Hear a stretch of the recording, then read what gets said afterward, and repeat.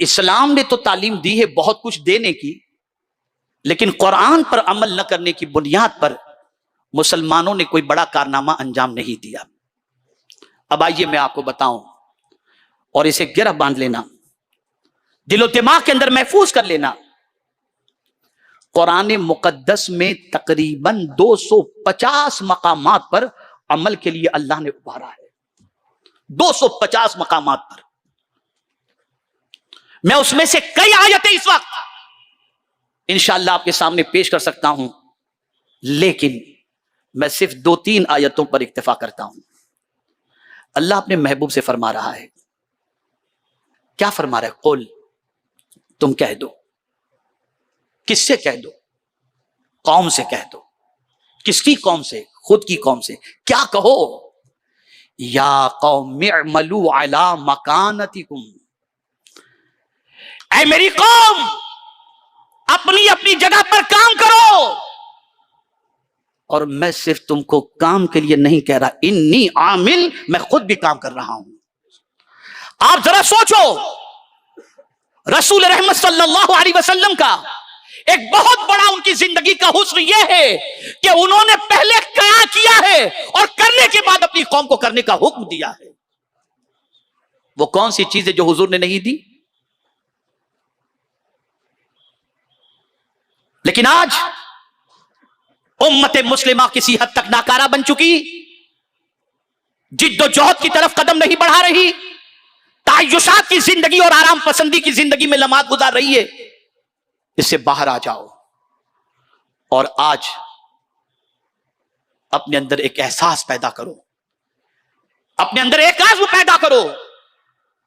سب سے پہلے تو یہ کہ آج تک کیے ہوئے گناہوں کا احساس، اس کی شرمندگی، اس پر ندامت، یہ اپنے اندر فیل کرو، محسوس کرو کہ ہم سے کوتاہی ہوئی ہے۔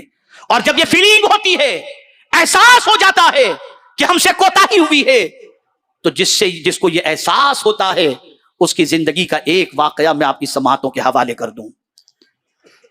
حضرت جابر رضی اللہ تعالیٰ عنہ فرماتے ہیں، حضرت ثعلبہ رضی اللہ تعالیٰ عنہ کے بارے میں، حضرت ثعلبہ ابن عبد الرحمن جوان تھے، جا رہے تھے، ایک گھر کے اندر تھوڑی سی نظر پڑ گئی، اور اس گھر کے اندر کوئی عورت نہا رہی تھی۔ آپ نے فوراً نگاہ پھیر لی، لیکن احساس بیدار ہوا، یہ مجھ سے کیا ہو گیا؟ یہ مجھ سے کیسی غلطی ہو گئی؟ یہ میں نے کیا دیکھ لیا؟ اس تصور کے ساتھ کہ میں حضور کو کیسے منہ دکھاؤں گا، اگر حضور کو پتہ چل گیا کہ مجھ سے یہ گناہ ہوا ہے تو میں حضور کو کیسے منہ دکھاؤں گا؟ اس تصور نے ان کو بے چین کر دیا، اس تصور نے ان کو بے قرار کر دیا۔ وہ نکل گئے مدینے سے اور چلے گئے کسی پہاڑی پر۔ ہمیشہ نماز میں نظر آنے والے ثعلبہ جب سرکار کو نظر نہیں آتی، اور کم و بیش 60 دن گزر گئے۔ ایک دن فاروق اعظم سے سرکار نے فرمایا، عمر کیا بات ہے، ثعلبہ نظر نہیں آ رہے؟ ہاں سرکار، کچھ دنوں سے وہ نظر نہیں آ رہے۔ سرکار نے فرمایا، عمر تم اور سلمان جاؤ اسے تلاش کر کے لاؤ۔ اب یہ دونوں جاتے ہیں تلاش کرنے کے لیے، گھر میں تو تھے نہیں، پہاڑیوں کی طرف بڑھے۔ کسی سے پوچھا، تم نے ثعلبہ کو دیکھا ہے؟ کہا پتہ نہیں، دیکھا تو نہیں، لیکن کوئی بندہ ہے، اس سے کوئی غلطی ہو گئی، پوری پوری رات روتا رہتا ہے۔ کہا وہی ثعلبہ ہوگا۔ گئے فاروق اعظم رضی اللہ المولا تبارک و تعالی عنہ، دیکھا تو ثعلبہ موجود ہیں، آنسوؤں سے ان کی آنکھیں بھیگی ہوئی ہیں، رو رہے ہیں۔ ثعلبہ تم یہاں پر؟ حضور نے تمہیں یاد کیا ہے، کیوں یہاں پر آئے؟ آخر تم نے شہر کیوں چھوڑ دیا؟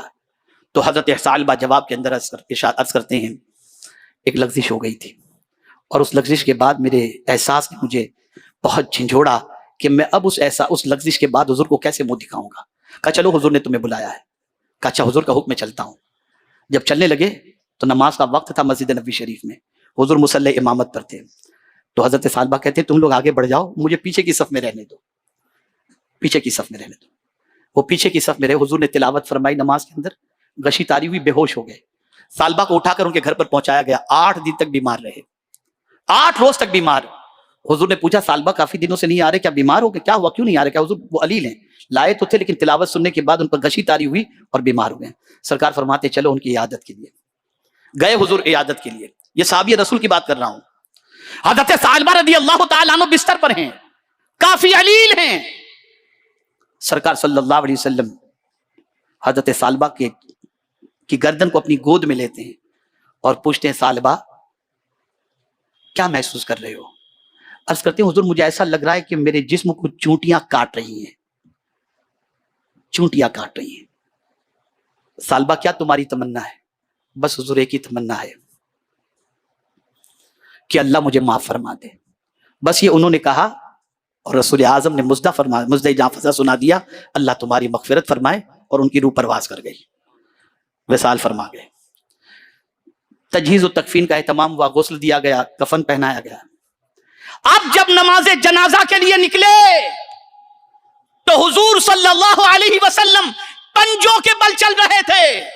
صحابہ نے پوچھا, حضور کیا بات ہے؟ اس طرح تو کبھی چلتے ہم نے نہیں دیکھا. میرے آقا نے ارشاد فرمایا, میرے صحابیوں, ثعلبہ کی نماز جنازہ میں آسمان سے اتنے فرشتے اتر آئے ہیں کہ پیر رکھنے کی جگہ نہیں ہے. یہ احساس ہے, یہ احساس ہے. پلٹ آؤ اپنے نبی کی طرف, پلٹ آؤ اپنے رب کی طرف, توبہ کر لو.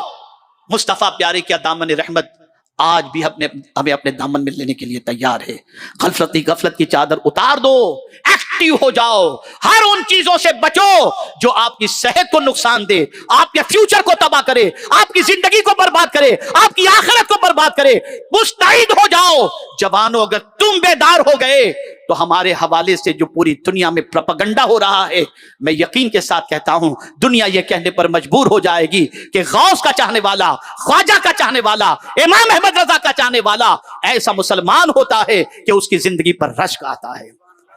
میں وعدہ لینا نہیں چاہوں گا, لیکن کیا مجھے آپ امید آپ سے کرنے کی اجازت دیتے ہیں؟ میں آپ سے امید کروں کہ انشاءاللہ العظیم اب آپ کی زندگی انشاءاللہ بدلیں گے. آپ نوجوانوں بیدار ہو جاؤ, تم حالات کا رخ موڑ سکتے ہو. کردار کے ذریعے, ایجوکیشن کے ذریعے, فکر کے ذریعے, اکنومی کے ذریعے, سوشل ایکٹیویٹیز کے ذریعے تم دنیا میں اپنی شناخت بنا سکتے ہو, اپنی پہچان بنا سکتے ہو. جہاں کہیں برائی دیکھو, جس کسی کو برائی میں دیکھو, روکنے کی کوشش کرو, اچھائی کا حکم دو, صبر کرو, استقامت کا مظاہرہ کرو. حلال کے علاوہ کوئی لقمہ حلق کے نیچے نہ اتارو, اور اپنی زندگی کو تعیشات میں گزارنے سے پرہیز کرو. میرے پیارے آقا صلی اللہ تعالی علیہ وسلم کے پیارے دیوانوں, یہی پیغام آج کے اس عظیم الشان سنی اجتماع میں میں آپ کی سماعتوں کے حوالے کر رہا ہوں. بڑی معذرت کے ساتھ جس آیت کی تلاوت کا میں نے شرف حاصل کیا تھا اس آیت کا ترجمہ کر لوں تاکہ کہیں مجھ پر یہ چارج نہ لگے کہ آیت پر تو گفتگو ہی نہ ہو سکی. اللہ فرماتا ہے, اللہ الذی خلقکم من ضعف, اللہ جس نے تم کو کمزور پیدا کیا. ہر پیدا ہونے والا بچہ کمزور پیدا ہوتا ہے, اور پیدا کرنے والی ذات اللہ کی ہے. پھر اللہ فرماتا ہے ثم جعل من بعد قوت ضعفا, اس کمزوری کے بعد اللہ نے تمہیں طاقت عطا فرمائی. اب دیکھیں ایک ننھا سا بچہ ہاتھ ہلا نہیں پاتا, منہ سے کہہ نہیں پاتا ماں مجھے پیٹ میں درد ہو رہا ہے, بھوک سے یہ ہو رہا ہے, کچھ نہیں بول پاتا. ہاتھ ہیں پکڑ نہیں پاتا, زبان ہے بول نہیں پاتا, پیر ہیں چل نہیں پاتا. اتنا کمزور وہ بچہ ہے. بلکہ میں تو اکثر کہا کرتا ہوں اتنا کمزور ہے کہ خود سے غسل بھی نہیں کر پاتا. اس کمزوری کو دیکھنا ہو تو ولادت سے لے کر موت تک کے سفر میں دیکھ سکتے ہیں. پیدا ہونے والا بچہ خود سے غسل نہیں کر سکتا, اور مرنے والا انسان بھی خود سے غسل نہیں کر سکتا. دونوں کو دوسرے ہی نہلاتے ہیں, دونوں کو دوسرے ہی نہلاتے ہیں. تو قرآن کہتا ہے کہ اس کمزوری کے بعد میں نے تمہیں توانائی عطا کی. اے جوانوں, اگر تمہارے پاس آج طاقت ہے تو یہ رب کی عطا کردہ طاقت ہے. اور پھر میرا مولا فرماتا ہے ثم جعل من بعد قوت ضعفا وشیبا, کہ پھر اللہ تم سے پھر تم سے اللہ عز و جل یہ طاقت کو چھین کر تمہیں کمزور اور بوڑھا بنا دے گا. تو ہم جانتے ہیں کہ ایک ہے ولادت, ایک ہے جوانی, ایک ہے بڑھاپا. ہم نہیں جانتے کہ ان دو کمزوریوں کے اندر ہمارا کیا ہوگا, لیکن آج جو جوانی اللہ نے عطا فرمائی اس جوانی کو صحیح طور پر استعمال کریں. مجھے ایک حدیث قدسی یاد آ رہی ہے. میں اس حدیث قدسی کو آپ کی سماعتوں کے حوالے کر کے میں اپنی گفتگو کو ختم کرتا ہوں. اللہ کے رسول صلی اللہ علیہ وسلم ارشاد فرماتے ہیں کہ اللہ عز و جل نے ارشاد فرمایا, بہت توجہ سے سنیے, اللہ عز و جل نے ارشاد فرمایا جو میری تقدیر پر راضی رہا اور جس نے قناعت اختیار کی اور جس نے اپنے آپ کو حرام سے روکا, اللہ فرماتا ہے میرے نزدیک وہ فرشتوں کے مانند ہے, وہ فرشتوں کی طرح ہے.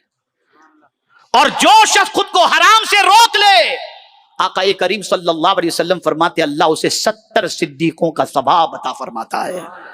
گناہوں سے بچو, انرجی ویسٹ مت کرو, جوانی کو برباد مت کرو, سیدھے راستے کے مسافر بن جاؤ. سنی دعوت اسلامی کی برانچز اپنے علاقے میں قائم کرو اور سنی دعوت اسلامی کی SDI امید سے جڑو, تحریک سے جڑو, اسلامیات قائم کرو, PRO پہ رابطہ قائم کرو اور اپنی زندگی کو قانون الہی اور قانون